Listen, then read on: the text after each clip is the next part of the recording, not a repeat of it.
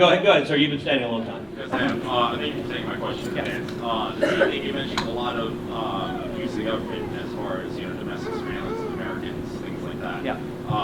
What would you do to say repeal the Patriot Act to prevent abuses towards Americans? Yeah. Repealing things to enforce the sovereignty of American freedom, bolstering the Second Amendment, repealing the National Firearms Act, things like that. Yeah. Because ultimately the Second Amendment is what rules this country out.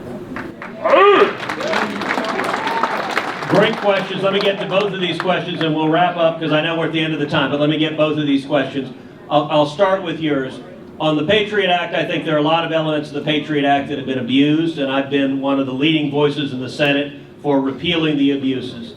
And in fact, was one of the co-sponsors and leaders of something that was called the USA Freedom Act, which repealed significant elements of the Patriot Act and put protections on civil liberties. Here's the basic divide, and this is an issue where most Republicans, I think, get it wrong, but sometimes a lot of Democrats do too. On something like the Patriot Act, what Democrats get wrong is they have a really hard time distinguishing bad guys from good guys. I think when you're dealing with terrorists, radical Islamic terrorists are evil and they want to kill us. I'll give you an example, Nidal Hassan, who is the sick jihadist at Fort Hood who murdered 14 innocent souls. The Obama administration knew that Nidal Hassan was in communication with Anwar al-Awlaki, a radical Islamist cleric. They knew that Nidal Hassan had inquired about the permissibility of murdering his fellow soldiers at Fort Hood, and they didn't do a damn thing. That is insane.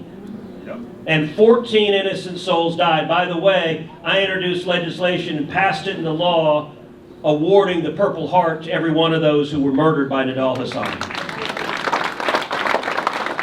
Because the Obama administration had blocked the Purple Hearts because they said it was workplace violence and not terrorism.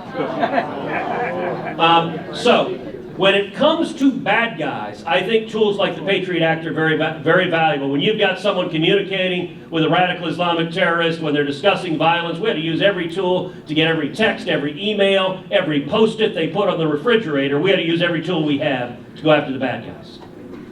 What the Democrats do wrong is they go after everybody else. They sweep up everybody else's emails and phone calls and GPS and all of that.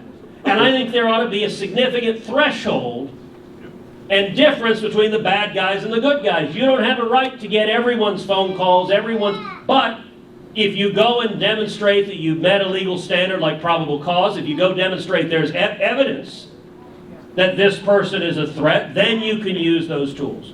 So when it comes to the Patriot Act, I've been leading the fight to reform it to protect our civil liberties. Now, you also asked about the Second Amendment. I can tell you I am a passionate defender of the Second Amendment, and in fact, in Texas, led a coalition of 31 states before the U.S. Supreme Court in the Heller case, which established and protected our fundamental right to keep and bear arms under the Second Amendment.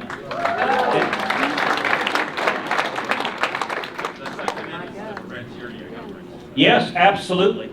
And by the way, look, Obama nominated David Shipman to be the head of ATF, who had a terrible record, and if you watch those hearings on the Judiciary Committee, I led the fight against him, and he's one of the very few Biden nominees, rather, that we took down because his record was so radical. So I will continue to fight to protect the Second Amendment with all of us.